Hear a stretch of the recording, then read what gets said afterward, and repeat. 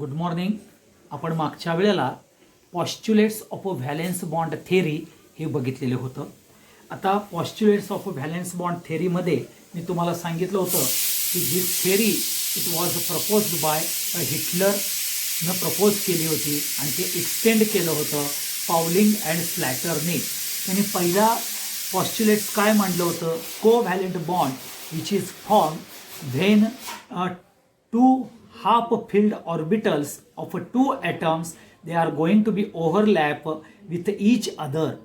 Okay, overlap म्हणजेच तुम्हाला half filled atomic orbitals, okay, they are going to be overlap. That is number one. Number two, overlapping orbitals should contain unpaired electrons with opposite spin असलं पाहिजे. Third, overlapping of orbitals which particularly they have same or nearly equal energy, म्हणजेच comparable त्याची energy असली पाहिजे असं सांगितलेलं होतं. During the overlapping of the atomic orbitals the density increases between two nuclei of two nuclei and repulsion between two nuclei is going to be decreased and attraction is going to be increase.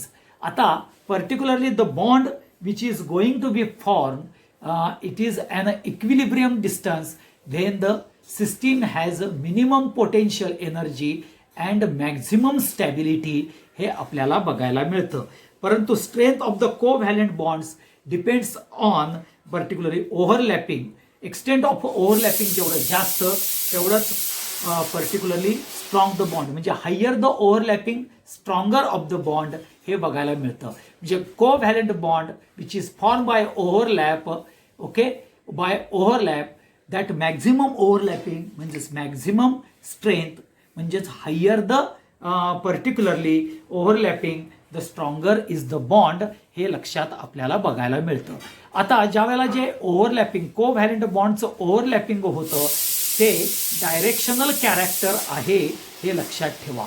आणि त्यामुळं आपल्याला directional character म्हणजेच दोन्हीही एका डायरेक्शननं आले तरच ते overlap होणार आहे हे सगळ्यात महत्त्वाचं. आणि म्हणून geometry of the molecule is decided by due to this directional orientation of overlapping. हे डायरेक्शनल ओव्हरलॅपिंग असल्यामुळं जॉमेट्री ऑफ द मॉलिक्यूल हे आपल्याला डिसाईड होतं. मग परत एकदा सांगतो, हाफ फिल्ड आपल्याला ॲटॉमिक ऑर्बिटल्स लागणार आहेत, त्यांची एनर्जी इक्वल, नियरली इक्वल म्हणजे कंपॅरेबल एनर्जी पाहिजे. त्या हाफ फिल्ड ऑर्बिटल्समध्ये अनपेअर्ड इलेक्ट्रॉन्स पाहिजेत, त्याचा अपोजिट स्पिन असला पाहिजे. अपोजिट स्पिन असल्यामुळं ज्या वेळेला ओव्हरलॅपिंग होईल दीज इलेक्ट्रॉन्स गेट्स पेअर्ड होतील त्यावेळेला त्यांचा अपोजिट स्पिन हा नलिफाईड होईल हे लक्षात ठेवा. So overlapping of atomic orbitals must comparable energy का आहे हे लक्षात येईल तुमच्या. आणि during the process of overlapping electron density increases between two nuclei and here force of repulsion is decreased and force of attraction is going to be increased हे आपण बघतो. आणि हे ते कोव्हॅलेंट बॉन्ड फॉर्मेशन होतं विथ ॲटॉमिक ऑर्बिटल्स हे particularly directional आहे. आणि डायरेक्शनल असल्या कारणानं आपल्याला geometry of the molecules he decide करता येते हे लक्षात ठेवा. आता मग ह्यामध्ये पर्टिक्युलरली जो फोर्स ऑफ अट्रॅक्शन आणि फोर्स ऑफ रिपल्शन हे ज्या वेळेला कॅरेक्टर्स येतात, म्हणजेच ज्या वेळेला ॲटॉमिक ऑर्बिटल्स, हा एक ॲटॉमिक ऑर्बिटल्स आहे, हा एक ॲटॉमिक ऑर्बिटल्स आहे हे लक्षात ठेवा. हे असे पॉझिटिव्ह साईन्सचे मी घेतलेले आहेत. इथं एक पर्टिक्युलरली इलेक्ट्रॉन हा एक घेतला, इथं एक इलेक्ट्रॉन घेतला, इथं एक इलेक्ट्रॉन घेतला निगेटिव्हचा आणि इथं एक इलेक्ट्रॉन्स घेतला. तर काय होईल बघा, आपल्याला ह्याच्यामध्ये ओके हा जो डॉटेड लाईन दिलेला जातो तो फोर्स ऑफ रिपल्शन ओके बघायला मिळेल.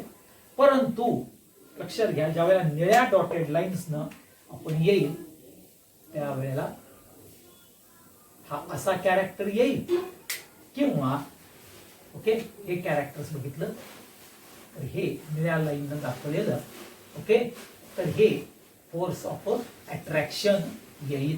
म्हणजेच ज्या वेळेला ॲटॉमिक ऑर्बिटल्स ओव्हरलॅप होतात त्यावेळेला दोन प्रकारचे फोर्स ऍक्ट होतात.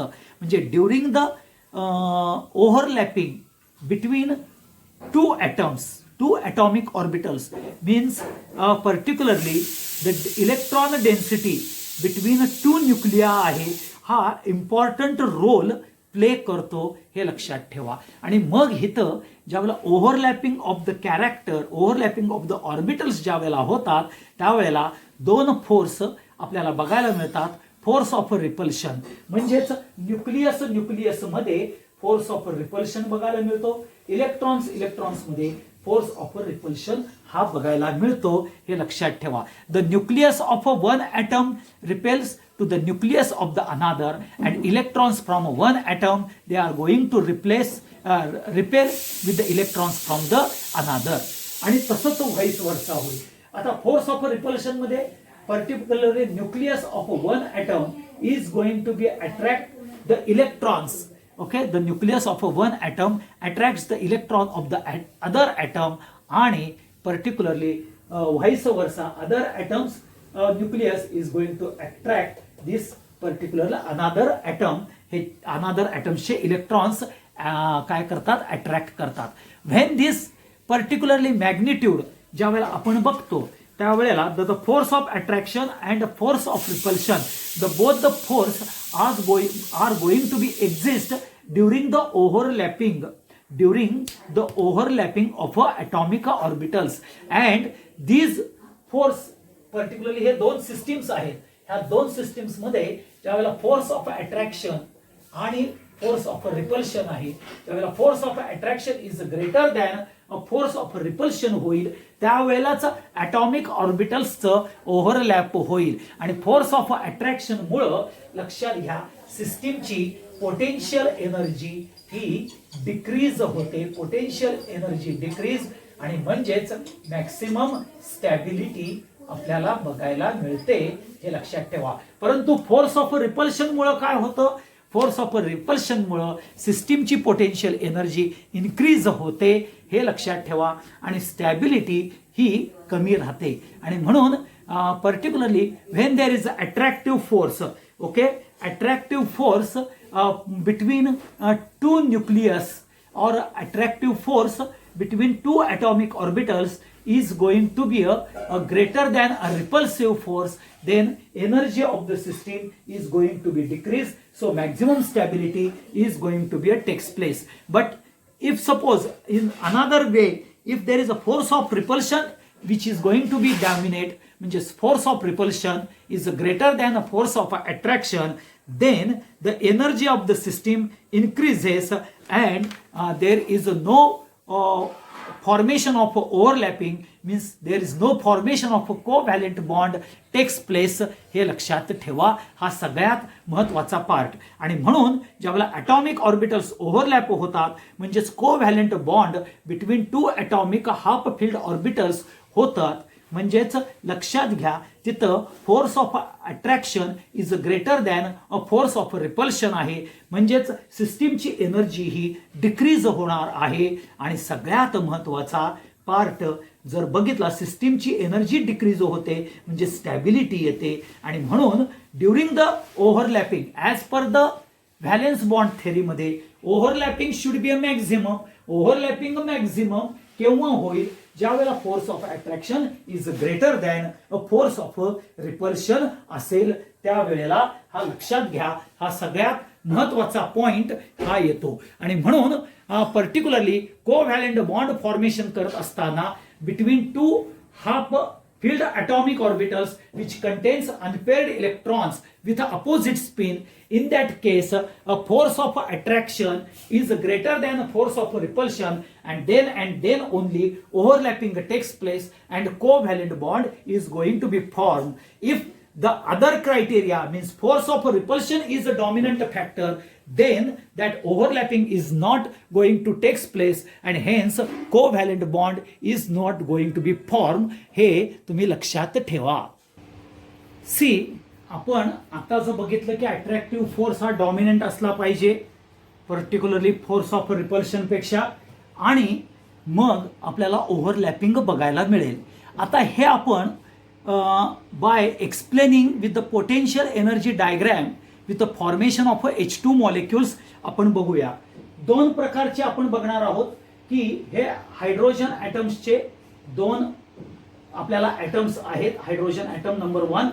ओके, आता ह्यामध्ये जो स्पिन आहे हा आपल्याला पॅरलल स्पिन आहे आणि इथं अपोजिट स्पिन बघायला मिळतो. अशा दोन प्रकारच्या कंडिशन्स मध्ये आपल्याला explanation of particularly potential energy diagram with the formation of H2 molecules हे कॅरेक्टर्स बघायचा आहे.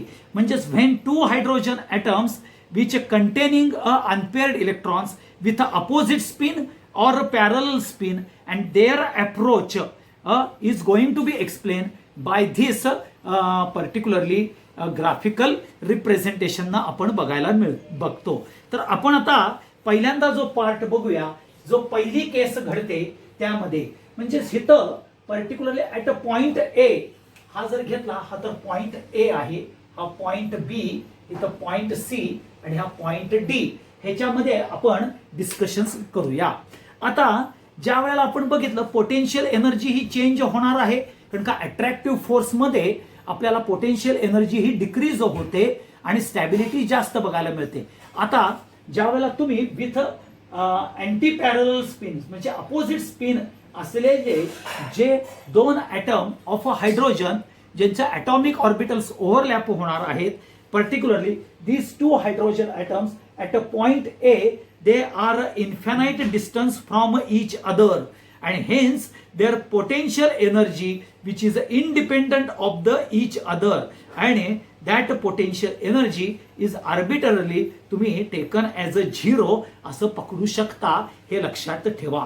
परंतु when at a point B हे ज्यावेळेला दोन hydrogen atoms when they are come closer to each other they are going to experience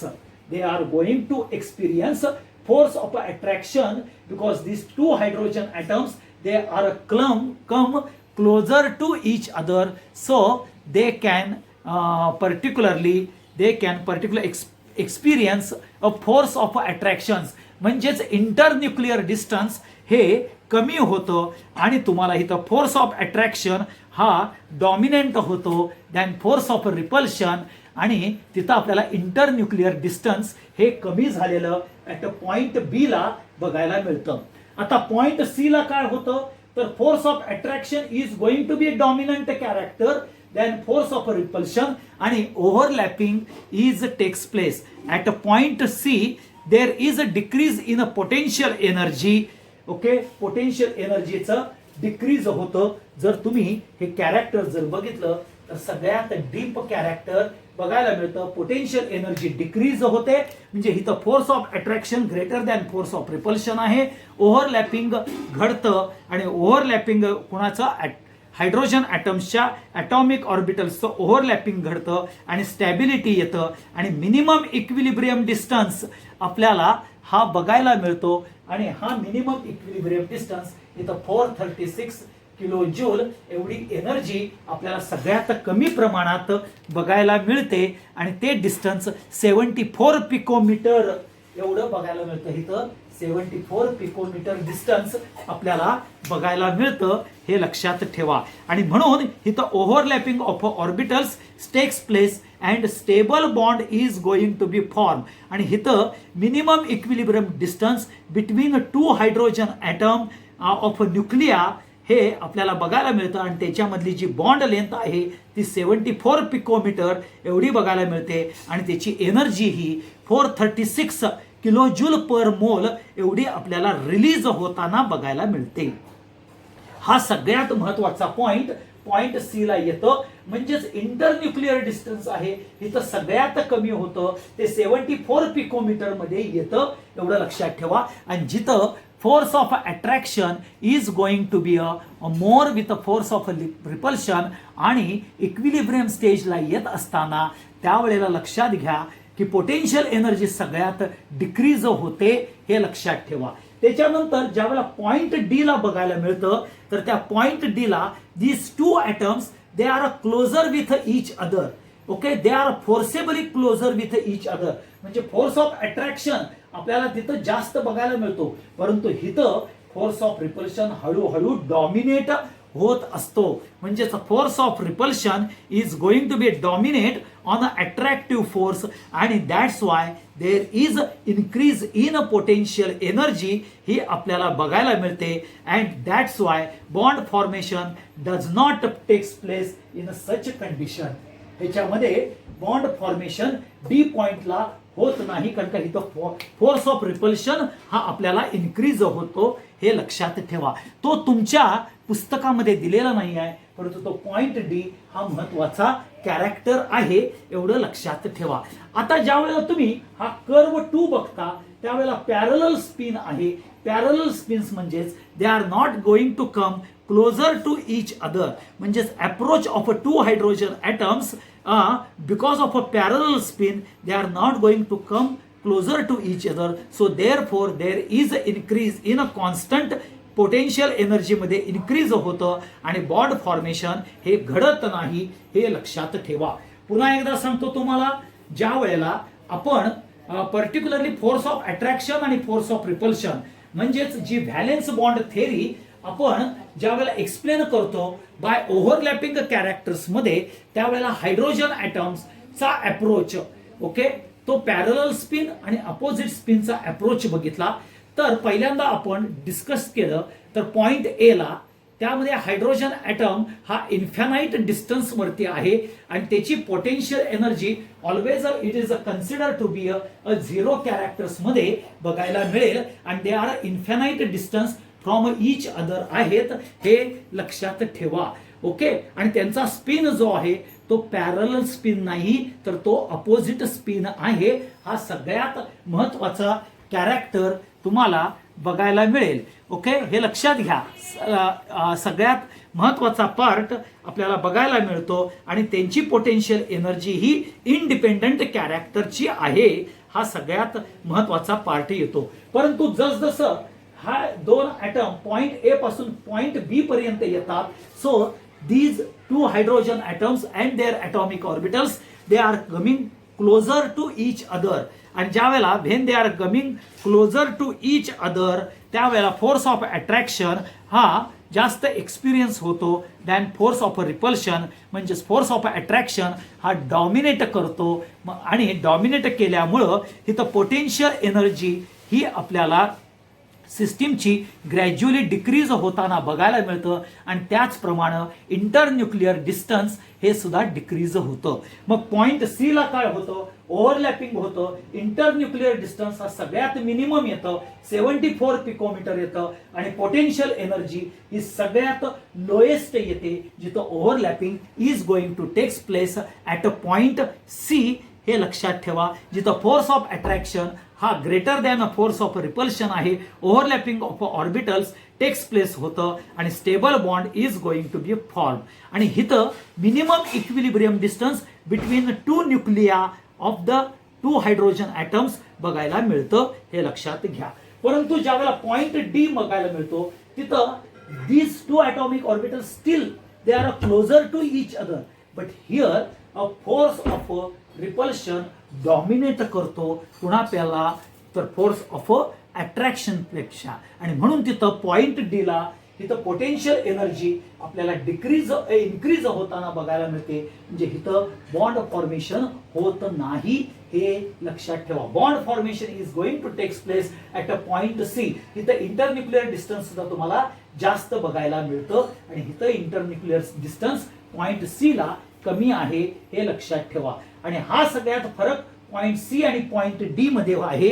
point C ला minimum energy हा बघायला मिळेल आणि मॅक्झिमम स्टॅबिलिटी बघायला मिळेल. पॉइंट सी ला ओव्हरलॅपिंग बघायला मिळतं. इंटरन्यूक्लिअर डिस्टन्स हा सगळ्यात कमी असतो, परंतु पॉइंट डी ला लक्षात घ्या पोटेन्शियल एनर्जी इन्क्रीज झालेली आहे. कारण जरी आपल्याला तिथं फोर्स ऑफ अट्रॅक्शन जरी असेल किंवा ते 2 atomic orbitals still closer to each other जरी असतील तरी सुद्धा लक्षात घ्या तिथं फोर्स ऑफ रिपल्शन हळूहळू डॉमिनेट व्हायला लागतो. म्हणून पोटेन्शियल एनर्जी ही इन्क्रीज होते, आणि पोटेन्शियल एनर्जी इन्क्रीज म्हटलं की आपल्याला बॉन्ड फॉर्मेशन होत नाही, हे लक्षात ठेवा. आता सगळ्यात महत्वाचा कॅरेक्टर जो वरचा घेतलेला आहे इथं पॅरलल स्पिन असल्यामुळं त्याच्यामध्ये आपल्याला potential energy of the system increases continuously because their approach is a parallel. So there always repulsion is going to takes place due to the parallel spin, आणि त्यामुळं बॉन्ड फॉर्मेशन होत नाही, हे लक्षात ठेवा. आणि म्हणून ज्या वेळेला कंडिशन फॉर बॉन्ड फॉर्मेशन हे जर बघितलं तर पहिली कंडिशन येते particularly overlapping orbitals contains unpaired electrons with a opposite spin. That is number 1. Overlapping orbitals should have a nearly or equal energy असली पाहिजे. Covalent bond is form when attractive force is greater than repulsive force. Okay, हे लक्षात ठेवा. During overlap potential energy of the system is going to be decreased and overlapping orbitals should be a symmetrical and should lie in a one plane. ह्याच्यामध्ये ते लाय व्हायला पाहिजेत, हे लक्षात ठेवा. हा सगळ्यात महत्वाचा पार्ट आपल्याला बघायला मिळेल.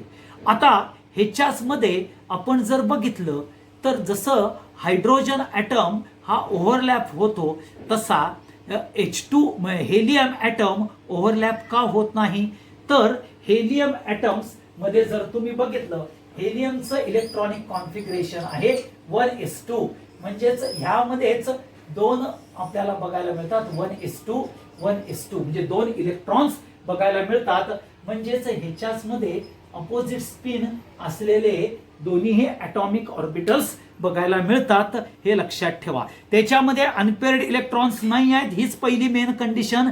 त्याच्यामध्ये पेअरिंग ऑफ इलेक्ट्रॉन्स आहेत, आणि त्यामुळं ज्या वेळेला when this 2 helium atoms are going to be approach to each other.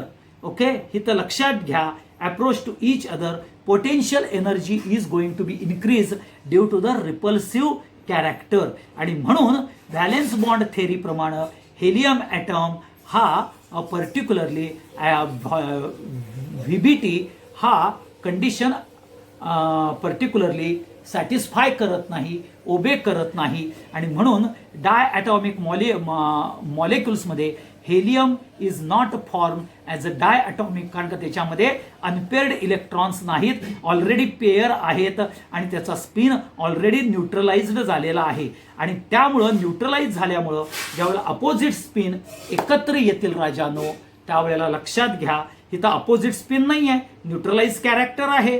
कारण ऑलरेडी S2 इलेक्ट्रॉनिक कॉन्फिगरेशन असल्यामुळं दोघांच्यामध्येही आपल्याला पर्टिक्युलरली अपोजिट स्पिन असलेले इलेक्ट्रॉन्स आहेत, त्यामुळे ते न्यूट्रलाइज कॅरेक्टर येतात, आणि त्यामुळे इथं रिपल्सिव्ह फोर्स हा डॉमिनंट कॅरेक्टर येतो, हे लक्षात ठेवा. हा सगळ्यात महत्वाचा पार्ट आहे. आणि म्हणून helium atom do not fulfil the condition of VBT and that's why there bond formation is not takes place. आणि म्हणून हेलियम हा मोनो ॲटॉमिक आहे, तो डाय ॲटॉमिक नाही, हे तुमच्या लक्षात येईल. हे इम्पॉर्टंट कॅरेक्टर तुम्हाला बघायला मिळेल.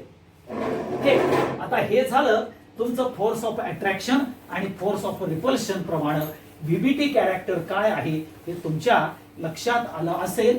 हे ओके. आता मग ह्याच्यामध्ये आपल्याला दोन प्रकारचे म्हणजे ज्याला आपण टाइप्स ऑफ ओव्हरलॅप हे कॅरेक्टर आपण बघणार आहोत. आता ह्यामध्ये टाइप्स ऑफ ओव्हरलॅप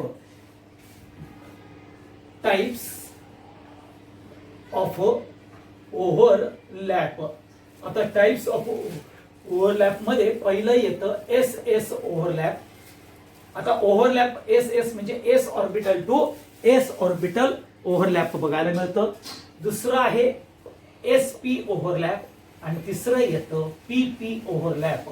असे तीन प्रकारचे ओव्हरलॅप बघायला मिळतात. मग overlap between two half filled S orbital, overlap between two half S orbital हेच जर कॅरेक्टर्स बघितलं, two half filled S orbital बघितलं तर त्याला S ओव्हरलॅप बघायला मिळेल. आता ह्या दोघांच्या मध्ये हे दोन S ऑर्बिटल हाफ फिल्ड असले तर हे दोन्ही एकत्र येऊन ह्या पद्धतीनं आपल्याला एस एस ओव्हरलॅप बघायला मिळतात. आता एस पी ओव्हरलॅप, ओके, आता आहे पर्टिक्युलरली बघा एस एस ओव्हरलॅप हे 2 हाफ फिल्ड एस ऑर्बिटल्स असणार आहेत. हे कुणाच्या बाबतीत बघायला मिळेल रे, तर H2 मॉलिक्यूल बघायला मिळेल ना. कारण एकाच हायड्रोजन ॲटमचं 1s1, दुसऱ्या हायड्रोजन ॲटमचं 1s1 हे हाफ फिल्ड आहे की नाही बघा. ओके, हा एस ऑर्बिटल, हा एस ऑर्बिटल, दोघांच्या मध्ये हाफ फिल्ड आहे. ओके, हे लक्षात ठेवा आणि म्हणून यांच्यामध्ये एस एस ओव्हरलॅप होतं. आता पीपी ओव्हरलॅप, पीपी ओव्हरलॅप मध्ये लक्षात घ्या इथं overlap between 2 half filled overlap बघायला मिळतं. 2 हाफ फिल्ड ओव्हरलॅप बघायला मिळतं. म्हणजेच लक्षात घ्या ना, हा एक, ओके, हा दुसरा पी, ओके, हा लक्षात ठेवा आणि हा तिसरा पी. आता बघा हा जर इंटरन्यूक्लियर ऍक्सिस एक्स घेतला, ओके, हा इंटरन्यूक्लियर ऍक्सिस एक्स घेतला आणि ह्याच्या बरोबरीनं हा दुसरा पी ऑर्बिटल, ओके, जो आहे हा जर ओव्हरलॅप झाला इंटरन्यूक्लियर ऍक्सिस भोवती, तर तुम्हाला पीपी ओव्हरलॅप हा हाफ फिल्ड आणि हा हाफ फिल्ड आपल्याला बघायला मिळतो. म्हणजेच हा येईल पीएक्स, हा येईल पीवाय, हा येईल पीझेड. तसंच आपल्याला हा पीएक्स, ओके, हा पीवाय आणि हा पीझेड. आता पीएक्स मध्ये ओव्हरलॅप झालं, okay, through internuclear axis, okay, तर त्यावेळेला आपल्याला पीपी ओव्हरलॅप बघायला मिळतं. मग हे कुणामध्ये बघायला मिळेल, तर F2 molecule, Cl2 molecule and Br2 molecule बरोबर हे सगळ्यात महत्वाचं कॅरेक्टर तुम्हाला बघायला मिळेल. हे लक्षात ठेवा, अपोजिट स्पिन मध्ये तुम्हाला बघायला मिळेल. ओके, हा सगळ्यात महत्वाचा पार्ट येईल. आता हे ज्या वेळेला तुम्ही बघितलं पीपी ओव्हरलॅप बघितलं, एस एस ओव्हरलॅप बघितलं. आता एस पी ओव्हरलॅप, आता एस पी ओव्हरलॅप मध्ये काय होतं बघा, एक हाफ फिल्ड एस ऑर्बिटल आणि पर्टिक्युलरली हाफ फिल्ड काय होईल पी ऑर्बिटल, एस ऑर्बिटल आणि पी ऑर्बिटल्स मध्ये ज्या वेळेला ओव्हरलॅप होणार आहे त्यावेळेला आपल्याला पर्टिक्युलरली हे कॅरेक्टर्स ज्या वेळेला येतं त्यावेळेला काय होतं बघा, हे असं ओव्हरलॅपिंग बघायला मिळतं. लक्षात घ्या आणि आपल्याला एसपी ओव्हरलॅप बघायला मिळतं. मग हे एसपी ओव्हरलॅप कोणामध्ये येतं, तर H F molecule, HCl, HBr. कारण का H हा एस ऑर्बिटलचा आहे, F हा पी ऑर्बिटलचा आहे, हे लक्षात ठेवा. Fluorine, chlorine, bromine P orbital half filled आहे कारण त्याचं हे इलेक्ट्रॉनिक कॉन्फिगरेशन आहे. म्हणजेच लास्ट व्हॅलेन्स इलेक्ट्रॉन्स मध्ये जर बघितलं तर पी ऑर्बिटल्स मध्ये एक हाफ फिल्ड अनपेअर्ड इलेक्ट्रॉन्स आहे, हे लक्षात ठेवा. म्हणजेच इथं हाफ फिल्ड आणि हा हाफ पर्टिक्युलरली अपोजिट स्पिन हे दोन्ही एकत्र येऊन आपल्याला एसपी ओव्हरलॅप बघायला मिळेल. S S overlap hydrogen, SP overlap hydrogen with fluorine, hydrogen with chlorine आणि पीपी ओव्हरलॅप बिटवीन बघा, हा पीपी ओव्हरलॅप जो येईल between F F, CL CL, okay, BR BR हे तुम्हाला बघायला मिळेल, हे लक्षात ठेवा. असे 3 प्रकारचे ओव्हरलॅप्स आपल्याला बघायला मिळतात, हे लक्षात ठेवा. ओके, आता हे झाल्यानंतर टाइप्स ऑफ ओव्हरलॅप नंतर सगळ्यात महत्वाचं कॅरेक्टर आहे ज्याला आपल्याला कोव्हॅलेंट बॉन्ड कुठले कुठले तयार होतात, तर 2 प्रकारचे कोव्हॅलेंट बॉन्ड तयार होतात. एक पहिला कोव्हॅलेंट बॉन्ड आहे सिग्मा आणि दुसरा आहे पाय बॉन्ड तयार होणे. ओके, हे लक्षात ठेवा, पाय बॉन्ड किंवा सिग्मा बॉन्ड. आता सिग्मा बॉन्ड कसा होतो, covalent bond is form by coaxial overlapping. ह्याच्यामध्ये काय आहे, sigma bond is form by coaxial overlapping. Coaxial overlapping means end to end overlapping of atomic orbitals is going to takes place. त्यालाच आपण particularly coaxial bond म्हणजेच along with internuclear axis हा बघायला मिळतो. म्हणजेच बघा हा तुमचा एस ऑर्बिटल असतील तर ह्याच्यामधून जे इमॅजिनरी दोन न्यूक्लियस मधून लाईन पास ऑन केली जाते त्याला इंटर न्यूक्लियर ऍक्सिस म्हटलं जातं. आता ह्या इंटर न्यूक्लियर ऍक्सिसला धरून म्हणजे with respect to internuclear axis ज्या वेळेला एंड टू एंड ओव्हरलॅपिंग होतं त्यालाच कोएक्सल ओव्हरलॅपिंग म्हणजे along with internuclear axis. Okay म्हणजेच along the internuclear axis ज्या वेळेला ओव्हरलॅपिंग घडतं त्यालाच कोएक्सल त्यालाच एंड टू एंड बघायला मिळतं. एवढं लक्षात ठेवा. म्हणजेच हा तुमचा जर एक्स ऍक्सिस पर्टिक्युलरली पी चा कॅरेक्टर जर बघितला ओके हा जर पी घेतला तर लक्षात घ्या हा इंटरन्यूक्लियर ऍक्सिस येईल. ओके हा पी एक्स हा पी वाय आणि पी झेड आणि ह्याचा दुसरा जर घेतला तुम्ही ओके हा along with internal nuclear axis. आता ह्या दोघांचं along with internal nuclear axis म्हणजेच एक्स ओके हा P Y P Z along with internuclear axis यांचं जर ओव्हरलॅपिंग झालं ओके 1 2 3 4 यांचं जर internuclear axis end to end overlapping झालं इथं सुद्धा एंड टू एंड ओव्हरलॅपिंग झालं त्यालाच कोएक्सल ओव्हरलॅपिंग म्हणतात. आणि coaxial overlapping which going to form particularly sigma bond.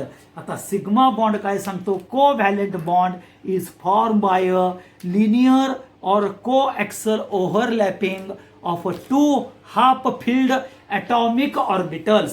To half filled atomic orbitals हे आपल्याला बघायला मिळतं. आणि इथं आपल्याला particularly S S orbital S P orbital and P P orbitals न आपल्याला सिग्मा बॉन्ड फॉर्मेशन होऊ शकतं. म्हणजे S P overlap P P overlap आणि एस पी ओव्हरलॅप न आपल्याला हे पर्टिक्युलरली सिग्मा बॉन्ड तयार होतो हे लक्षात ठेवा.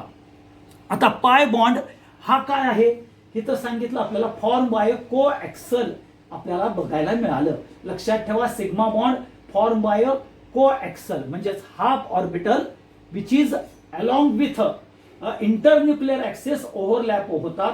म्हणजेच form due to the linear or coaxial overlapping ज्याला आपण एंड टू एंड ओव्हरलॅपिंग म्हणतो. ओके असे two atomic half orbitals half filled atomic orbitals overlap होतात त्यावेळेला सिग्मा बॉन्ड तयार होतो. तो म्हणजेच आपल्याला S S overlap S P overlap आणि पी पी ओव्हरलॅप न बघायला मिळेल. परंतु पाय बॉन्ड आता पुढचा येईल ज्याला आपण पाय बॉन्ड कॅरेक्टर्स आपण बघणार आहोत. आता पाय बॉन्ड काय सांगतो the covalent bond which is formed covalent bond which is formed. आता इथं सगळ्यात महत्वाचं लक्षात घ्या covalent bond which is formed covalent bond which is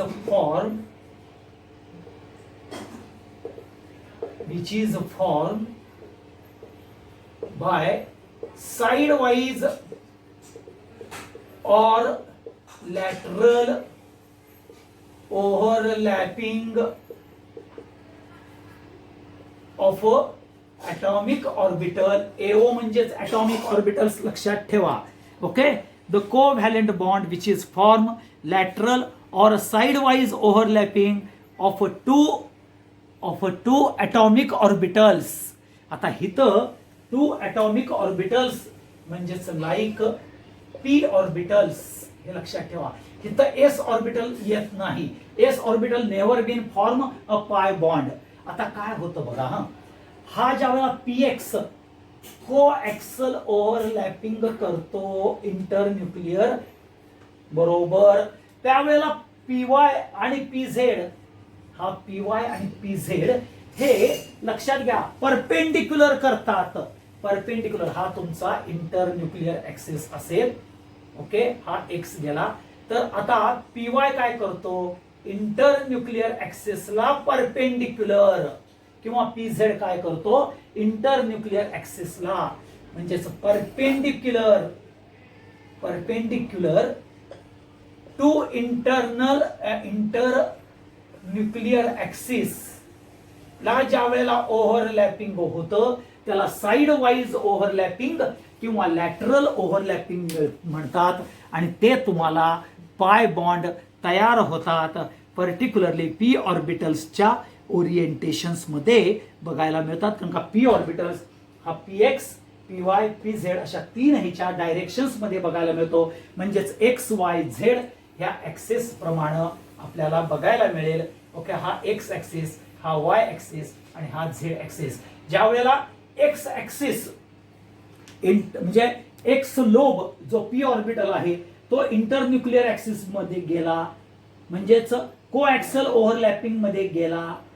okay, म्हणजे अलॉंग विथ इंटरन्यूक्लियर ऍक्सिस मध्ये गेला, त्यावेळेला पीवाय आणि पीझेड हे साइड वाईज ओव्हरलॅप म्हणजेच परपेंडिक्युलर टू द इंटरन्यूक्लियर ऍक्सिसला परपेंडिक्युलर म्हणजे साइड वाईज लॅटरल ओव्हरलॅपिंग करतील. जर समजा पीवाय जर केला म्हणजेच कोएक्सल ओव्हरलॅपिंग मध्ये पीवाय घेतला तर पीएक्स आणि पीझेड हे आपल्याला side wise perpendicular to the internuclear ऍक्सिसला बघायला मिळेल. जर पीझेड घेतला तर पीझेड हा कोएक्सल ओव्हरलॅपिंग मध्ये गेला तर पीएक्स आणि पीवाय हे दोन्हीही आपल्याला lateral wise side wise overlapping मध्ये फॉर्मेशन्स करतील, एवढं लक्षात ठेवा. आणि म्हणून इथं पी पी ऑर्बिटल्स हे कॅरेक्टर सगळ्यात महत्वाचा पार्ट येईल. आणि म्हणून सिग्मा बॉन्ड हा कोएक्सल ओव्हरलॅपिंग, पाय बॉन्ड हा side wise lateral overlapping perpendicular to internuclear, आणि sigma bond coaxial overlapping along with internuclear बघायला मिळतं. मग आता डिफरन्स काय आहे बघा सिग्मा आणि पाय बॉन्ड मध्ये. It is form coaxial overlapping. Sigma bond form by coaxial overlapping between atomic orbitals. Pi bond मध्ये काय येईल, it is form by a lateral overlapping of a P orbitals. दुसरं, sigma bond मध्ये extent of overlapping is a maximum और a large. इथं extent of overlapping is a less. Okay, so sigma bond is strong, पाय bond is a week. इथं sigma bond which is going to form S orbital overlap, P orbital or SP orbital overlap formation न होतं.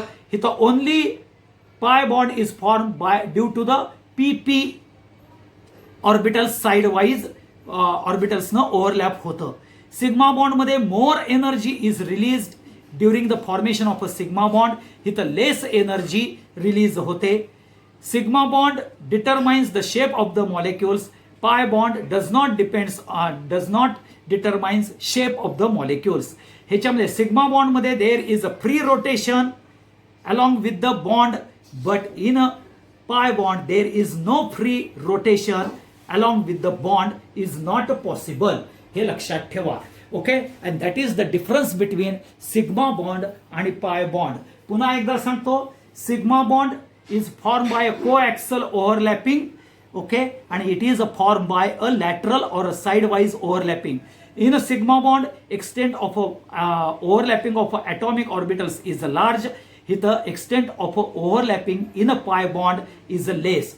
Hence, sigma bond is strong, pi bond is weak. Sigma bond मध्ये SS, SP and PP orbitals overlap होतात. Pi bond मध्ये only P orbital. Sigma bond मध्ये more energy is released, ह्याच्यामध्ये लेस energy is released होते. हे लक्षात ठेवा. Sigma bond determine shape of the molecules, pi bond does not determine the shape of the molecules. And in a sigma bond, there is a free rotation of atoms around the bond, but here there is no free rotation of atoms around the bond in a pi bond. हे लक्षात ठेवा. That is the difference between sigma bond and pi bond. And sigma bond is stronger than pi bond because coaxial overlapping is a maximum, okay, than particularly pi bond. Pi bond मध्ये side wise overlapping आहे. Side wise overlapping of atomic orbitals हे less होतं as compared to, म्हणजेच तुम्ही जर बघितलं तर हे साइड वाईज ओव्हरलॅपिंग हे एवढंच होणार आहे, परंतु ज्या वेळेला कोएक्सल ओव्हरलॅपिंग होईल ते मॅक्झिमम होईल. हे लक्षात ठेवा. Coaxial is a maximum, side wise is a minimum characters मध्ये आपल्याला बघायला मिळतं. तर इथं आपल्याला types of a bond, sigma bond आणि पाय बॉन्ड हे आपण बघितलेलं आहे. एवढं लक्षात ठेवा. आणि कसे ओव्हरलॅप्स होतात हे आपण बघितले. एवढा आपण अभ्यास केला की पुढचं मग hybridisation character, there is a need of a hybridisation, हे आपण उद्याच्या भागात बघूया. Thank you very much.